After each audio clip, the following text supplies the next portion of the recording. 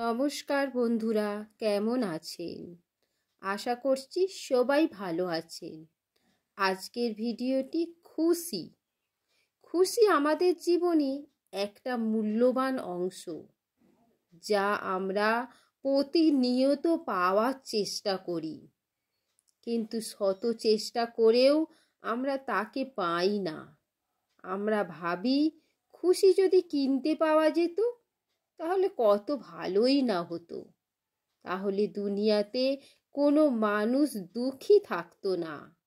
কিন্তু আপনি কি জানেন, খুশি আপনার মধ্যে আছে, বাইরে খোঁজার কোনো প্রয়োজন নেই। চলুন তাহলে আপনাদের একটা ছোট্ট গল্প শোনাই। বহু বছর আগে একটা ভুসিমাল দোকানে একজন লোক কাজ করত, খুব মনোযোগ সহকারী। লোকটির কাজে দোকানের মালিক খুব খুশি ছিল, কিন্তু সমস্যা হলো কিছুদিন লোকটি মালিককে না বলে ছুটি নিয়ে বাড়ি চলে গেল। তখন দোকানের মালিক ভাবল হয়তো কোনো পয়সার প্রবলেম হয়েছে। লোকটি কিছু দিন পর আবার দোকানে কাজ করতে এলো। তখন দোকানের মালিক লোকটিকে ডেকে বলল, দেখো ভাই, আপনার বেতন 500 টাকা বাড়িয়ে দিয়েছি, এবার মন দিয়ে কাজ করুন। লোকটি বরাবরের মতো কাজ করতে গেল।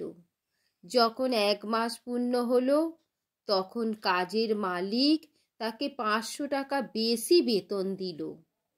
কিন্তু অবাক করা বিষয়টি হলো, লোকটির মধ্যে কোনো পরিবর্তন ছিল না। না তো সে খুশি ছিল, না তো দুঃখী ছিল। সে শুধু নিজের কাজ করতে চলে গেল। তার কিছুদিন পর আবার লোকটি মালিককে না বলে ছুটি নিয়ে বাড়ি চলে গেল। এবার দোকানের মালিকের রাগ হলো। সে ভাবল, ওকে তো আমি বেতন বাড়িয়ে দিলাম, তারপরেও এরকম। আবার কিছুদিন পর সেই লোকটি পুনরায় দোকানে কাজের জন্য আসে। তখন মালিক তাকে দেখে বলল, তোমার বেতন আমি 500 টাকা কমিয়ে দিয়েছি। আগে যা পেতে পরের মাস থেকে তাই পাবে। লোকটি কিছু না বলে নিজের কাজে চলে গেল। এইভাবে যেই 1 মাস পূর্ণ হলো, তখন মালিক তাকে আগের বেতন দিল, 500 টাকা কম দিল। কিন্তু এবারও লোকটির কোনো রিয়াকশন ছিল না। না তো সে খুশি ছিল, না তো সে দুঃখী ছিল। মালিক অবাক হয়ে গেল। তিনি ভাবল, কি ব্যাপার, যখন আমি বেতন বাড়িয়ে দিলাম তখনও খুশি হলো না, আমাকে ধন্যবাদও জানালো না। এখন বেতন কমিয়ে দিয়েছি, তাতেও কোনো দুঃখী হলো না। তখন মালিক তাকে ডেকে জিজ্ঞাসা করল।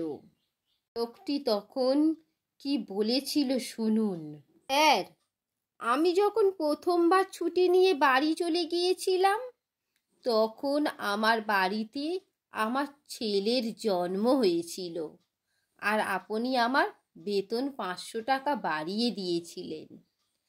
আমি তখন ভেবেছিলাম আমার ছেলের ভার আমাকে ভগবান দিয়েছে, তাই তখন আমি বেশি খুশি হইনি।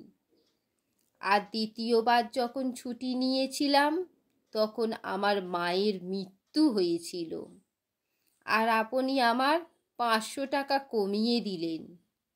তখন আমি ভাবলাম মায়ের ভাগটা ভগবান আমার কাছ থেকে কেড়ে নিয়েছে, এই জন্য আমি বেশি দুঃখী হলাম না।